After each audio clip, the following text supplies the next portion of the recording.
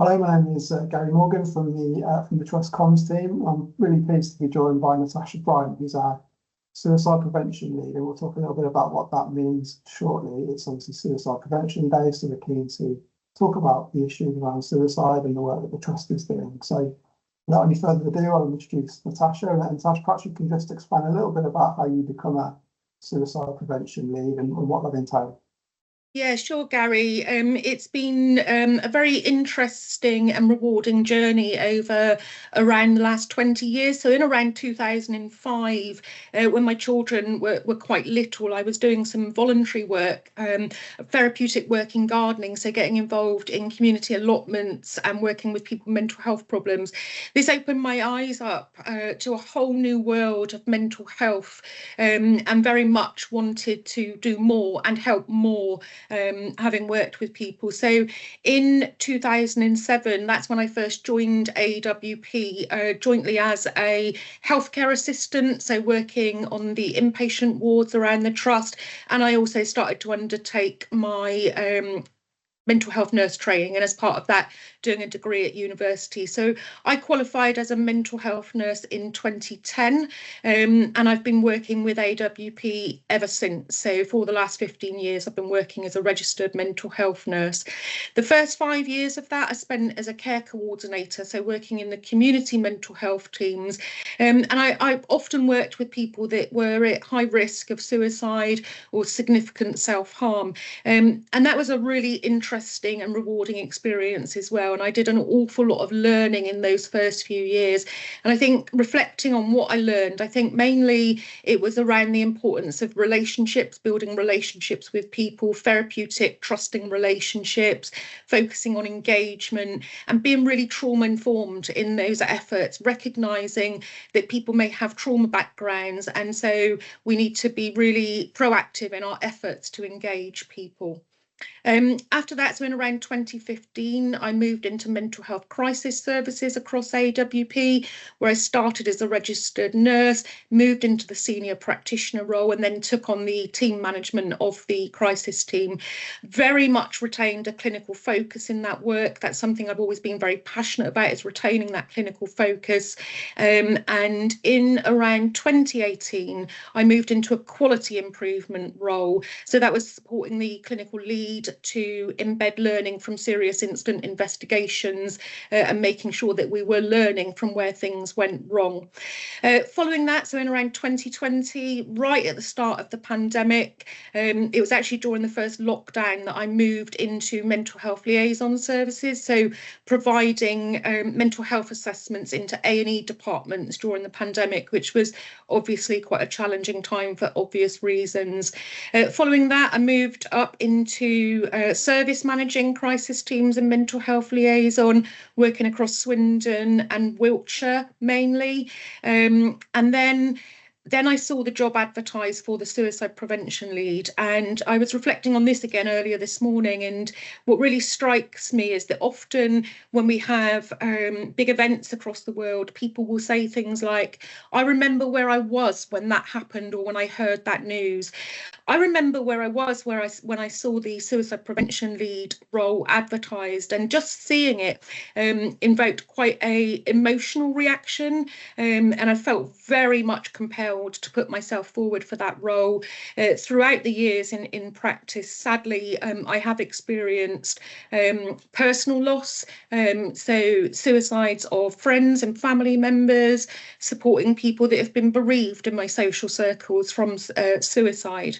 And so very much wanted to take that role forward. And I was successful in obtaining that post and started in the role as suicide prevention lead just about 3 years ago now.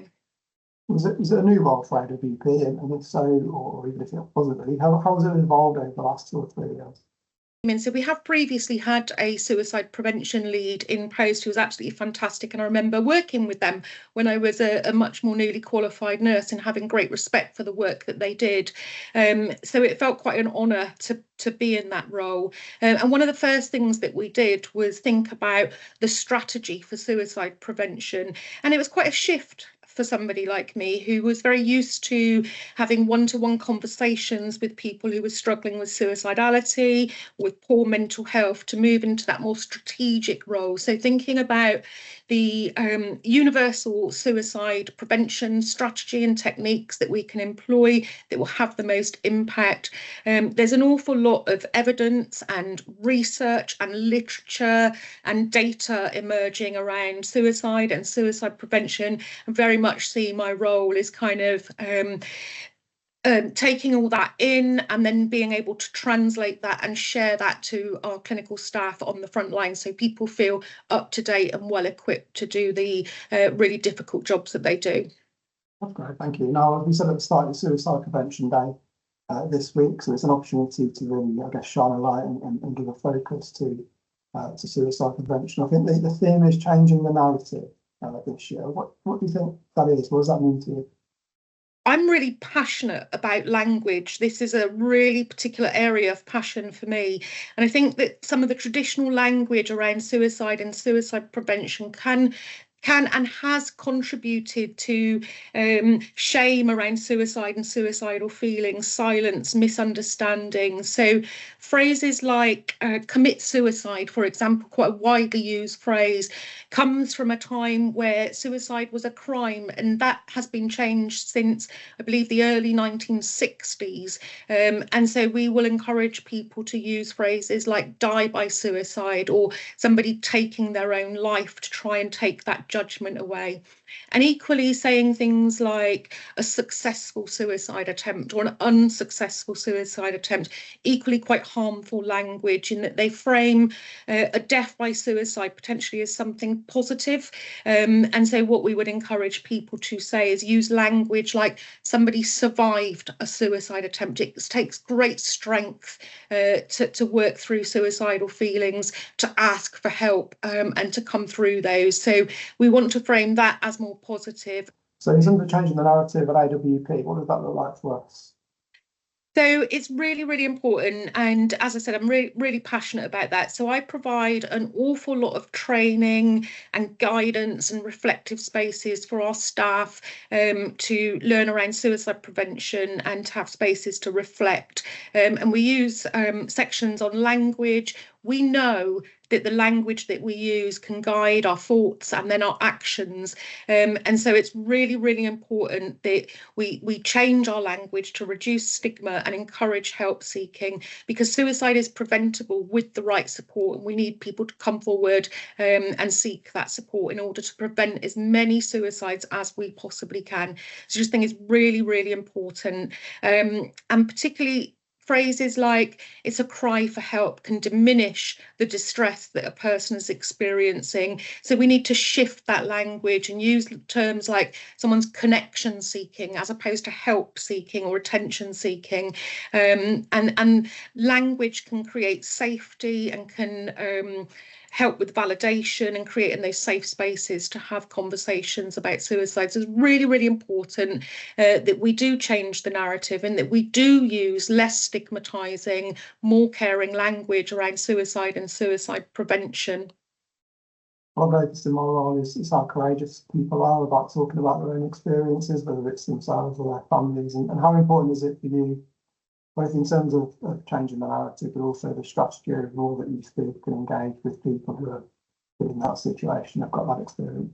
Absolutely. It takes great courage to open up that conversation. And I know, from a personal perspective, I'm also, I'm a mental health nurse, I'm a human being as well. I know that it would be very, very difficult to have those conversations. And that's why it's really important that we do think about the language and reducing stigma and encourage help seeking, because it can be preventable with the right language, with the right support, with the right care.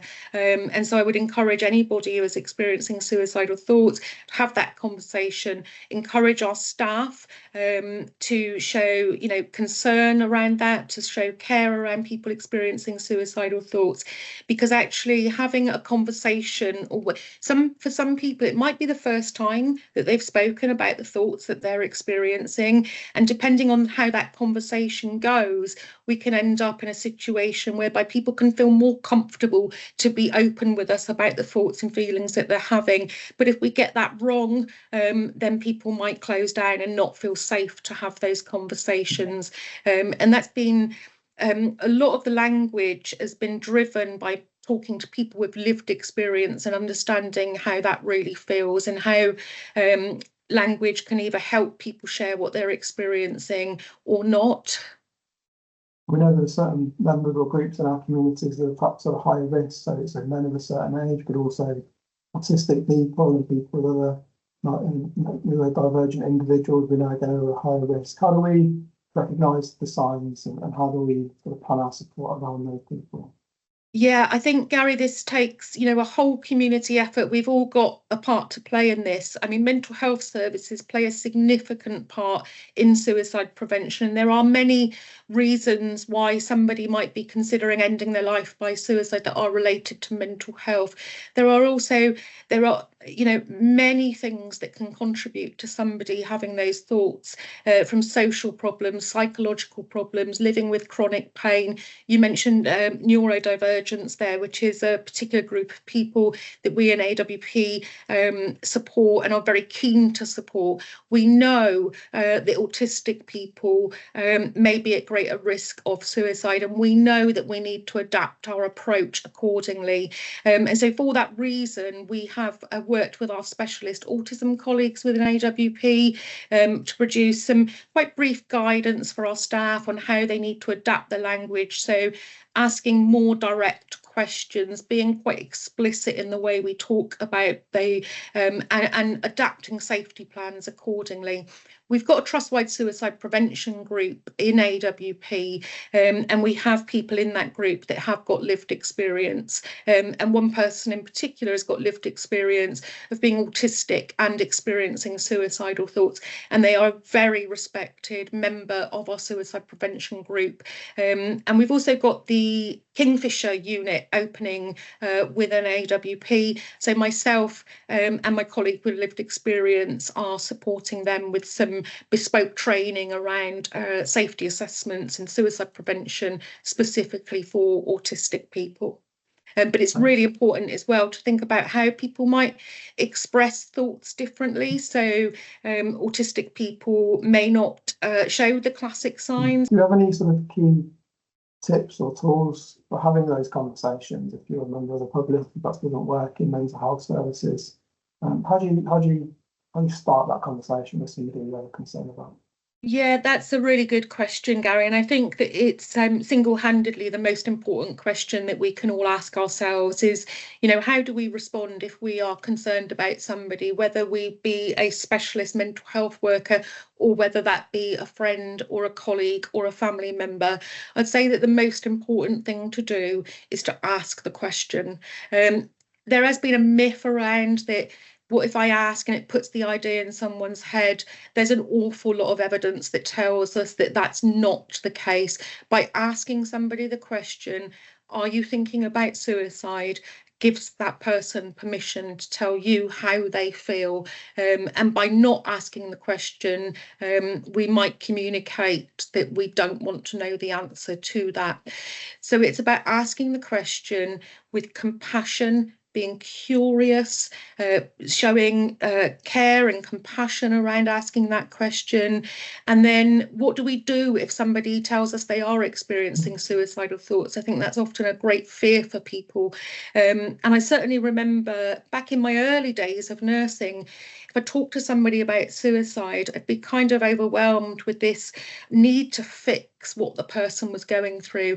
And in working with people with lived experience, they've said loud and clear, we don't always need somebody to fix what we're going through. We need somebody to listen without judgment. We can provide reassurance that people aren't alone, that there is help out there and people don't have to do this alone. So I think the key takeaways are really ask the question, show care and concern and compassion, be curious about what's happening for that person, reassure them that they're not alone, and support them to get help. That's really clear advice there, hopefully. And we talked a bit about the AWP approach to suicide prevention, the strategies that we're working through. Obviously, there's a national focus on this as well. How's AWP contributing to the Staying Safe strategy, isn't it? How's AWP contributing to that work? Thanks, Gary. That's been a huge piece of work actually over the last couple of years. So in around September 2022, NICE produced some new guidelines around prevention and management of self-harm. And obviously as a mental health trust, we were looking at that guidance, thinking about how we were going to implement that guidance. That guidance gave some really clear direction around moving away from what we call global risk stratification, so rating suicide risk as low, medium or high, and making decisions about treatment or discharge based on those risk ratings. So an awful lot of evidence has told us that that approach doesn't work and it's not helpful for people. So we set about changing our approach to risk assessment, as it was called.